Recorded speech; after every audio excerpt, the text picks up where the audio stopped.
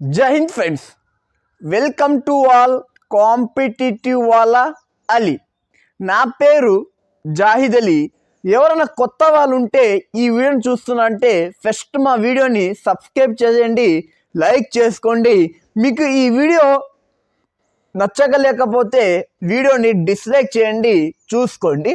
Friends, Indian air force non combat నుండి notification రావడం జరిగింది. నాన్ కంబాట్ ఏమో, నోటిఫికేషన్ ఏమో ఈ వీడియోలో డిస్కస్ చేసుకుందాం. స్కిప్ చేయకుండా పూర్తి వీడియోగా చూసుకోండి. రిక్రూట్మెంట్ బాడీ వచ్చేసి ఇండియన్ ఎయిర్ ఫోర్స్ నుండి ఈ నోటిఫికేషన్ రావడం జరిగింది అండర్ అగ్నిపత్ స్కీమ్. ఏమి అగ్నిపత్ స్కీము? ఎయిర్ ఫోర్స్లో అగ్నిపత్ని ఏమంటారంటే అగ్ని వాయువు అంటారు. ఏమంటారు? అగ్ని వాయువు స్కీమ్ మీద ఈ నోటిఫికేషన్ రావడం జరిగింది. అగ్నిపత్ అంటే ఇది మరి 4 ఇయర్స్ ఉంటుంది. తర్వాత 25% పర్మనెంట్ చేస్తారు. రైట్.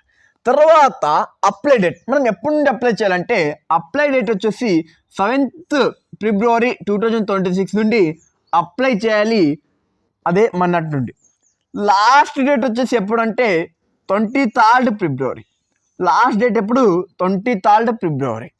క్వాలిఫికేషన్ చూసుకుంటే ఎవరైతే 10th పాస్ అయినారో వీళ్ళు అప్లై చేయొచ్చు. అప్లై మోడ్ మనము అప్లై 2 ద్వారా చేస్తాము. ఆన్లైన్లో, ఆఫ్లైన్లో చేస్తాం. బట్ ఈ ఫామ్కి ఎయిర్ ఫోర్స్ నాన్ కంబాట్ 2027 ఫామ్కి వచ్చేసి మనము ఆఫ్లైన్లో అప్లై చేయాలి. ఆఫ్లైన్ అంటే ఏమంటే వీళ్ళు ఒక ఫామ్ ఇస్తారు, ఎవరు? ఎయిర్ ఫోర్స్ వాళ్ళు. ఆ ఫామ్ని మనము ఫిల్అప్ చేయాలి. అది ఒక 4 or 5 పేపర్స్ ఉంటాయి. ఆ ఫామ్ని ఫిల్అప్ చేసిన తర్వాత మనము వాళ్ళు అడ్రస్ ఇస్తారు. ఆ అడ్రస్కి మనము పోస్ట్ చేయాలి. ఏం చేయాలి? పోస్ట్ చేయాలి. పోస్ట్ మరి ఏ పోస్ట్? Normal post. పోస్ట్లో 2 విధాలుగా ఉంటాయి. నార్మల్ పోస్ట్ అంటే స్పీడ్ పోస్ట్. స్పీడ్ పోస్ట్ కాకుండా మనము ఏ పోస్ట్ చేయాలి? నార్మల్ పోస్ట్ చేయాలి. ఫ్రెండ్స్, రాబోయే వీడియోస్లో మనము ఆఫ్లైన్లో ఆ ఫామ్ ఎలా ఫిల్అప్ చేయాలో నేను డీటెయిల్గా వీడియో చేస్తా. ఎవరు మిస్టేక్ చేయొద్దండి. మిస్టేక్ చేస్తే మీకు ఉద్యోగం రాదు. మిస్టేక్ లేకుండా ఎలా ఆఫ్లైన్ ఫామ్ ఫిల్అప్ చేయాలో నేను మీకు చెప్తాను. వీడియోని లైక్ చేయండి. ఫస్ట్ సెలెక్షన్ ప్రాసెస్ ఏముంటుందంటే ఫస్ట్ వీళ్ళు ఎగ్జామ్ కండక్ట్ చేస్తారు. ఎగ్జామ్ ప్యాటర్న్ మరి ఇప్పుడు డిస్కస్ చేసుకుందాం ఈ వీడియోలోనే. ఇప్పుడే తర్వాత ఫిజికల్ టెస్ట్ గురించి మరి ఇప్పుడే డిస్కస్ చేసుకుందాం.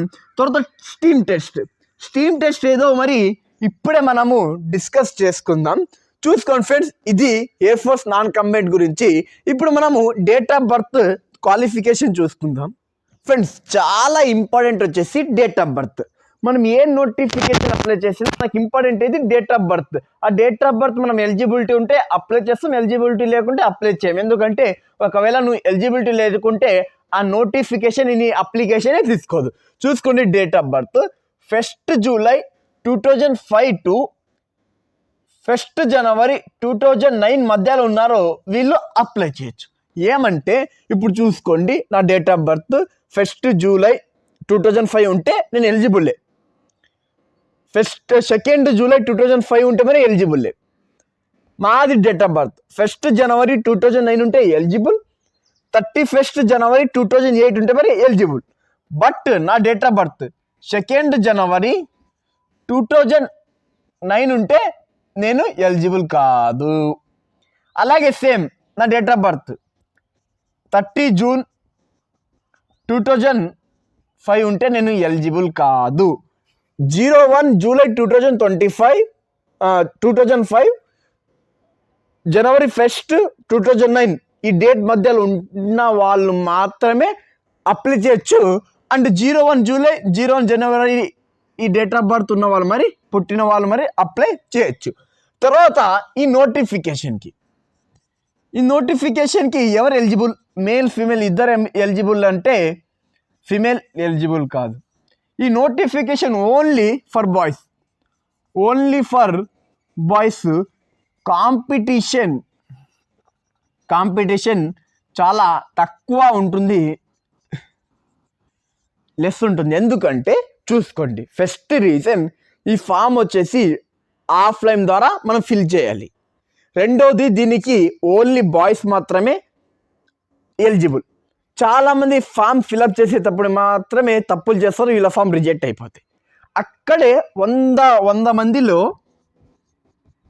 1:5 అంటే 50 ఫామ్స్ రిజెక్ట్ అయిపోతాయి. వీళ్ళకి ఎలా అప్లై చేయాలో ఏం తెలీదు. బట్ నేను మీకు క్లియర్గా చెప్తా ఎలా అప్లై చేయాలో, ఫామ్ ఎలా ఫిలప్ చేయాలో. తర్వాత ఎగ్జామ్ ప్యాటర్న్ డిస్కస్ చేసుకుందాం. ఎగ్జామ్ ప్యాటర్న్ చూసుకుని, ఎగ్జామ్ ప్యాటర్న్ మీద చాలా ఈజీగా ఉంటుంది.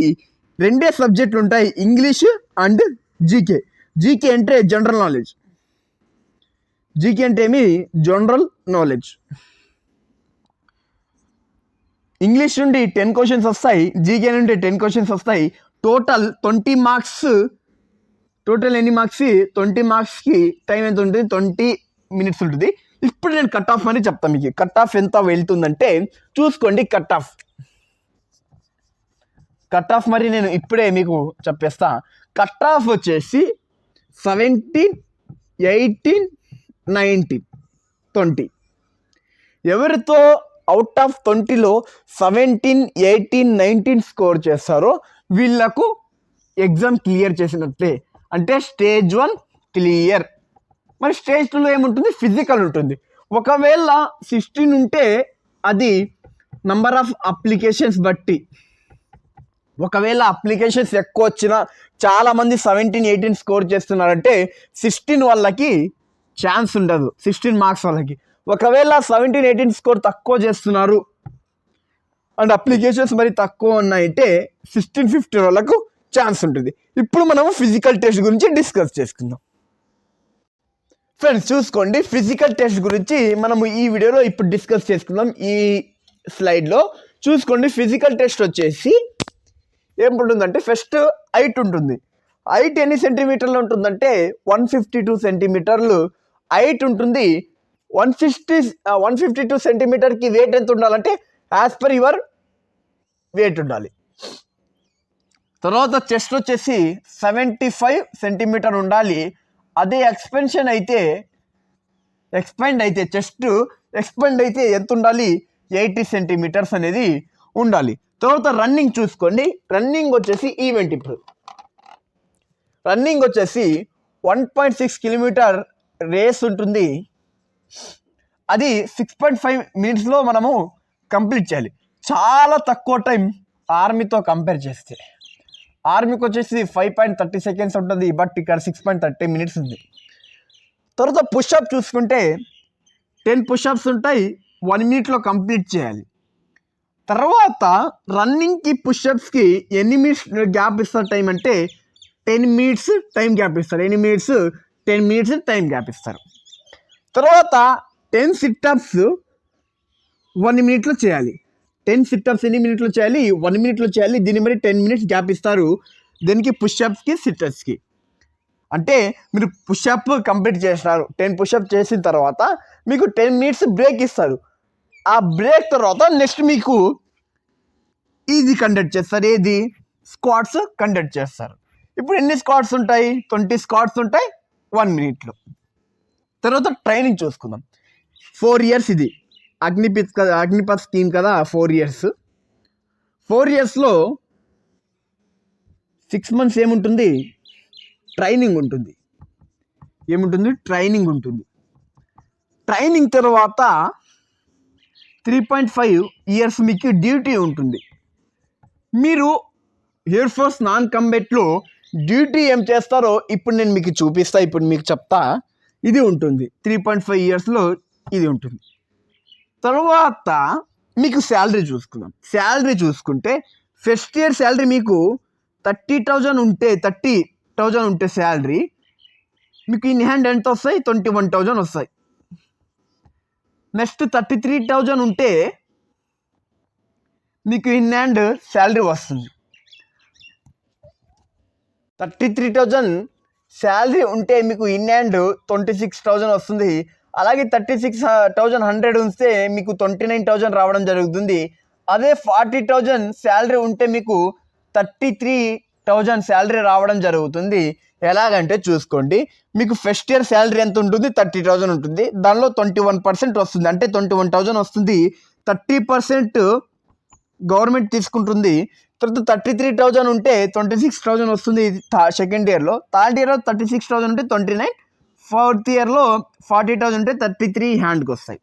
అంటే తర్వాత మీరు 25%లో పర్మనెంట్ చేస్తారు. ఎన్ని పర్సెంట్? 25% పర్మనెంట్ చేస్తారు. ఒకవేళ ఎవరితో 75% వాళ్ళకు ఉన్నారో వీళ్ళు 11 lakh ప్లస్ మీకు స్టైఫండ్ ఇచ్చి మీకు ఒక సర్టిఫికేట్తో బయట పంపిస్తారు. 11 lakhs అమౌంట్ ఇచ్చి, క్యాష్ ఇచ్చి సర్టిఫికేట్తో బయట పంపిస్తారు. ఈ 11 lakhsకి ట్యాక్స్ ట్యాక్స్ ఉండదు. ఇది రీజన్ ఒకటి. ఆ సర్టిఫికేట్ మీరు పోలీస్ రాసిన పోలీస్ జాబు, లేకుంటే SSC GD రాసిన SSC GD రాసిన మీకు స్పెషల్ రిజర్వేషన్ ఉంటుంది. ఇది ఇప్పుడు ఫిజికల్ టెస్ట్ గురించి. ఇప్పుడు మనము వాళ్ళు ఏం జాబ్ చేస్తారో ఇది డిస్కస్ చేసుకుందాం. ఇప్పుడు వీళ్ళ జాబ్ పర్పస్ ఏమి అని డిస్కస్ చేసుకుందాం. ఫ్రెండ్స్, మీకు జాబ్ ఎలా ఉంటుందంటే ఇప్పుడు చూసుకోండి.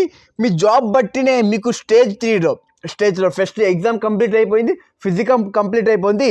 స్టేజ్ 3లో మీకు ఏం అడుగుతారంటే స్టీమ్ సూటబిలిటీ టెస్ట్. అంటే దీనిలో 2 పోస్టులు ఉంటాయి, హాస్పిటాలిటీ అండ్ హౌస్ కీపింగ్. అంటే మీరు ఆఫ్లైన్ ఫామ్ ఫిల్అప్ చేసేటప్పుడే అక్కడ పైన మీరు మీ పోస్ట్ని ప్రిఫరెన్స్ చేయాలి. ఏమంటే ఇప్పుడు ఫర్ ఎగ్జాంపుల్ నువ్వు హాస్పిటాలిటీ అప్లై చేస్తున్నంటే హాస్పిటాలిటీని అని రాయాలి. అలాగే నువ్వు హౌస్ కీపింగ్ అప్లై చేస్తున్నంటే house keeping.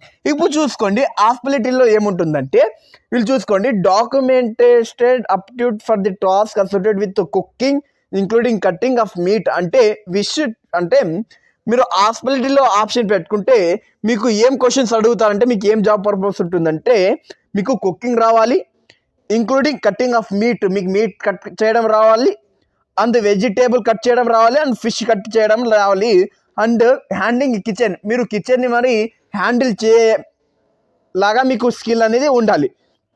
Knowledge of sanitization and hygiene requirement for the kitchen, మీరు కిచెన్ని నాలెడ్జ్తో మీ హైజీన్తో కిచెన్ని మెయింటైన్ చేయాలి.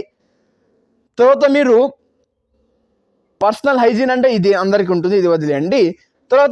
తర్వాత మీరు కానీ హౌస్ కీపింగ్కి అప్లై చేస్తే మీకు స్టీమ్ సూటబిలిటీ టెస్ట్లో ఏం అడుగుతారు అండ్ మీరు ఏ జాబ్లో మీరు ఏ డ్యూటీ చేయాలో మీకు చెప్తా. చూసుకోండి, మీరు ఫ్లోర్స్ని, రోడ్స్ని క్లీన్ అండ్ బాత్రూమ్స్ని మీరు క్లీన్ చేయాలి. అంటే ఇది చూసుకోండి, ఇది ఏం బ్రో నువ్వు క్లీనింగ్ అంటున్నావు కదా హౌస్ కీపింగ్ అంటే, ఫ్రెండ్స్ దీనిలో మరి చాలా కాంపిటీషన్ ఉంది, చాలా కాంపిటీషన్ ఉంది. ఎవరికైనా ఇంట్లో ఖచ్చితంగా ఉద్యోగాలు కావాలంటే వీళ్ళు ఇలాంటి ఉద్యోగాలకు వెళ్తారు. మరి ఇదేం చిన్న జాబ్ కదా, central government job, Indian defence, Indian air force.